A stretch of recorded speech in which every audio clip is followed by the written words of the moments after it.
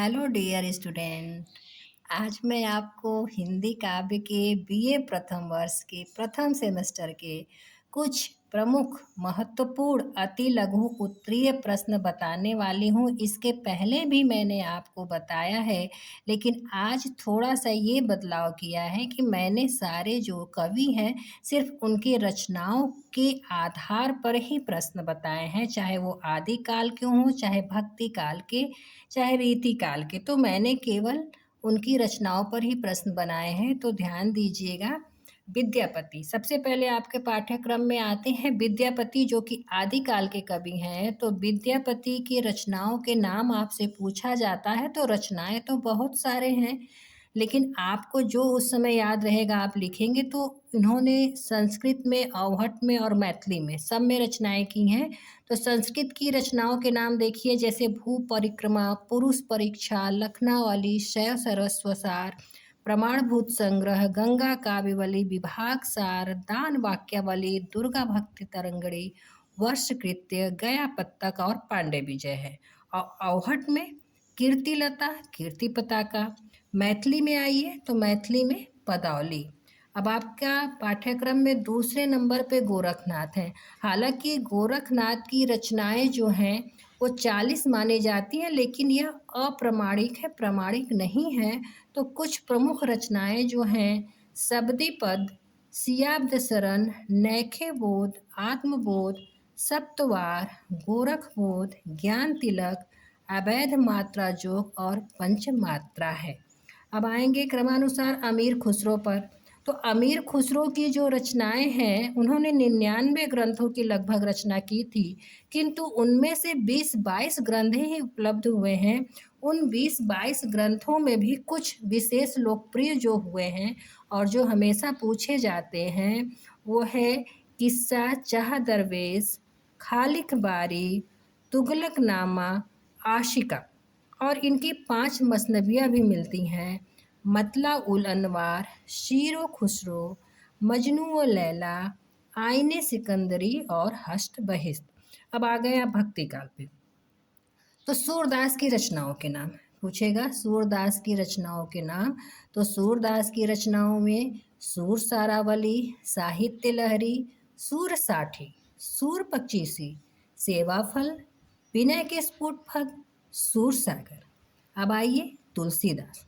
ये सगुण भक्ति है, काव्य के हैं। तुलसीदास की रचनाएं सब जानते हैं आप लोग। रामचरितमानस, विनय पत्रिका, कवितावली, गीतावली, बरवे रामायण, वैराग्य संदीपनी, रामलला नहछू, पार्वती मंगल इत्यादि।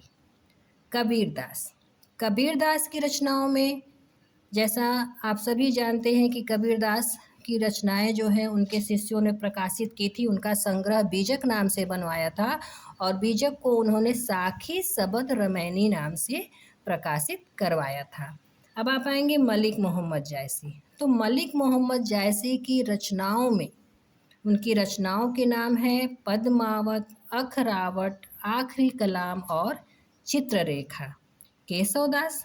आगे उसी क्रम में बढ़ते हुए केशवदास की रचनाओं में, इनकी रचनाओं को जो है नव प्रमाणिक माना गया है। तो केशवदास की रचनाओं में रसिक प्रिया, कवि प्रिया, रामचंद्रिका, छंदमाला, सिखनख, रतन बावनी, वीर चरित, जहांगीर जस चंद्रिका, विज्ञान गीता।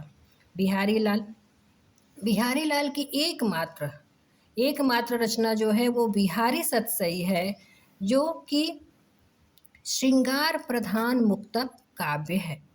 आएंगे आप घनानंद पे बिहारी के बाद।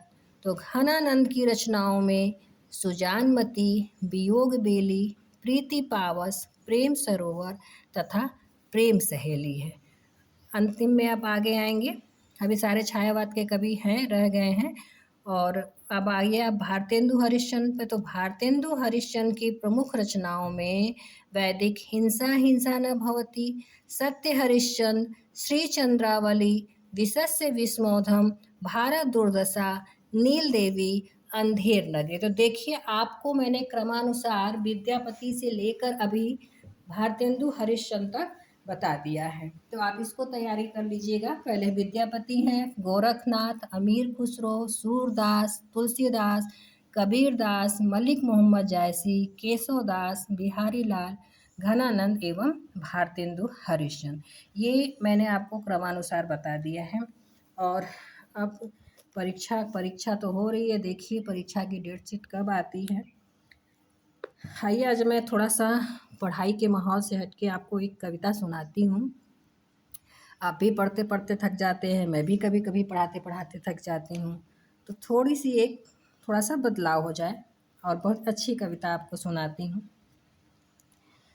थोड़ी खामोशी रखो, थोड़ी खामोशी रखो और रिश्तों को कहने दो।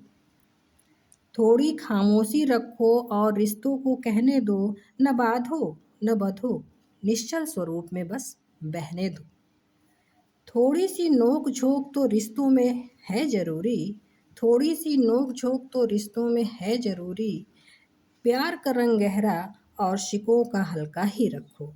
जो रूठ जाए कोई, जो रूठ जाए कोई तो मना लो करके प्रेम की बातें। जो रूठ जाए कोई तो मना लो करके प्रेम की बातें। रिश्तों में परवाह जरूरी है बहुत, इस बात का हमेशा एहसास रखो। Thank you so much.